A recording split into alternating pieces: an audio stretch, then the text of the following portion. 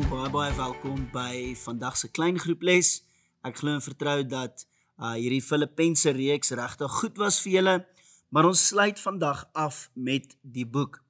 Nou in die boek maak Paulus gebruik van 'n klomp maniere om die Filippense te bemoedig, om vir hulle hoop te gee ensovoorts. Een ding wat Paulus baie goed doen, is hy gebruik maniere om sy boodskap te fokus. In hoofstuk 1 het hy gepraat oor sy gevangenes, hoofstuk 2 het hy gepraat oor die Romeinse soldate, 3 het hy gepraat van die Judaizers, en vandag fokus hy op die gesondheid van die kerk. Paulus spreek in spesifiek 2 dames aan, wat meningsverskille gehad het, en dan sluit hy daarmee af met 'n danksegging. Maar kom ons kyk wat ons uit hierdie situasie, uit hierdie meningsverskil kan lees. Ek lees vir ons hierso in Filippense 4 vers 2. Ek moedig sowel Judea en Sintige aan om hulle meningsverskille op te los, omdat hulle aan die Here verbonde is. In die kerk van Filippi was daar 2 dames gewees wat in leierskaprolle was. Hulle was dalk finansiële bydraers, of hulle was organiseerders, of hulle was deel van die lofprysing, maar ons weet dat hierdie 2 was in 'n leierskaprol, en as gevolg van hierdie leierskaprol, het hulle 'n hengse reuse ongemaklikheid gebring in die kerk as gevolg van hulle meningsverskil. Ons weet dat die dames se name was Judea en Sintige, en Epaphroditus, die man wat gestuur is na Paulus, terwyl hy in die tronk was, het vir Paulus vertel van hierdie meningsverskil wat hulle gehad het, en hoe ongemaklik hulle die kerk gemaak het, as gevolg van hierdie meningsverskil. En hy het dit belangrik genoeg geag om hierdie 2 aan te spreek, om dit so vinnig as moontlik hulle situasie op te los. Nou ons almal weet, as daar 2 dames is wat nie om dieselfde vuur kan sit nie, is daar hierdie reuse ongemaklikheid. Die Engelse woord is, daar's hierdie tension.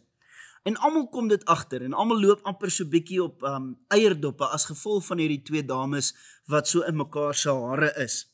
Nou, die dames in die kerk van Filippi het ook so tipe situasie begin in die kerk, en omdat hulle albei leiers was hulle meestal van die tye saam by die kerk gewees, en dan het hulle meestal van die tyd hierdie ongemaklikheid gekweek.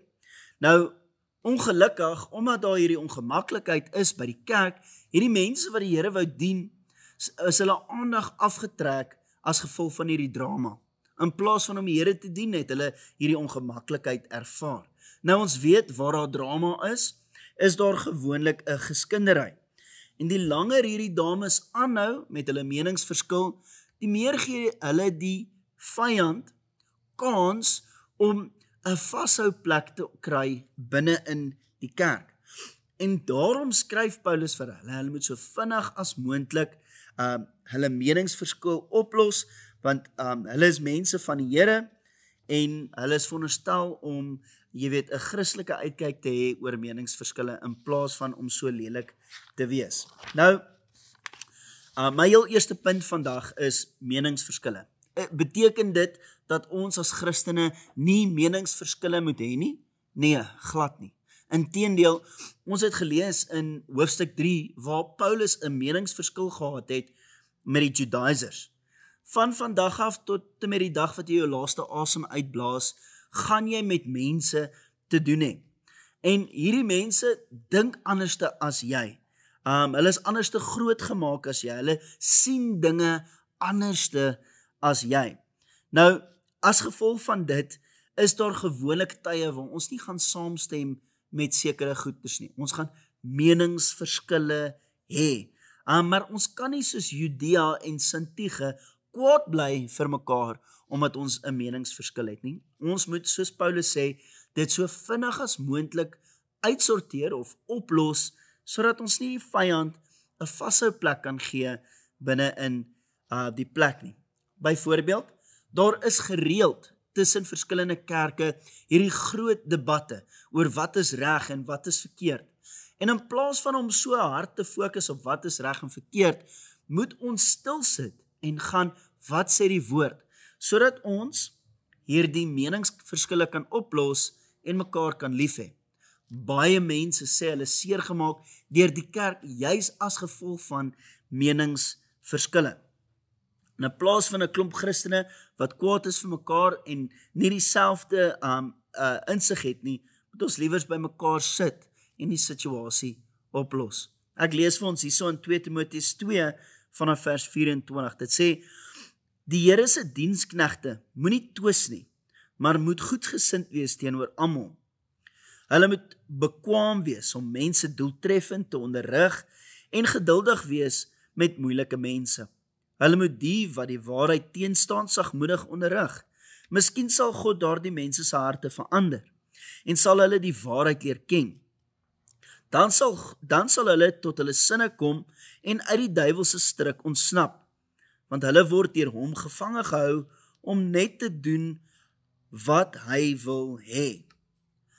Nou ons sien in hierdie stukkie wat Paulus aan Timoteus skryf, sien ons 'n paar belangrike eienskappe van wat 'n Christen moet hê vir hom om te kan doen wat God van hom vra.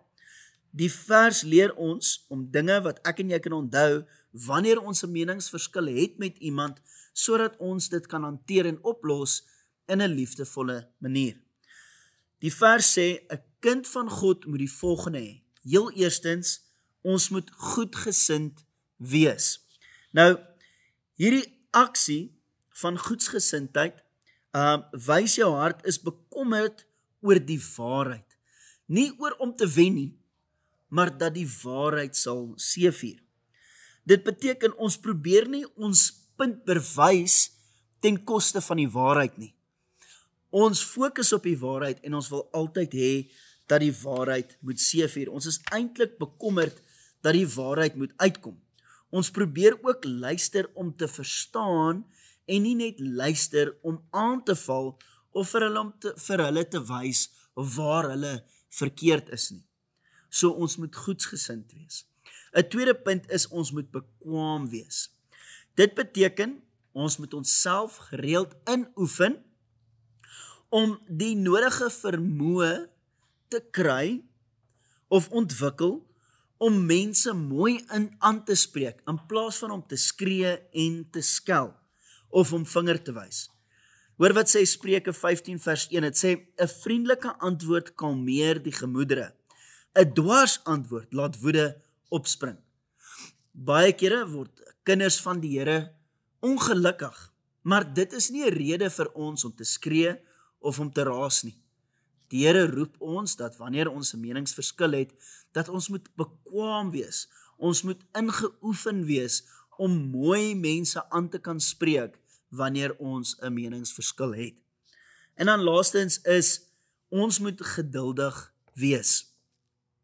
Hierdie is 'n innerlike gevoel wat voorkom wanneer ons verstaan dat ons almal nie dieselfde is nie.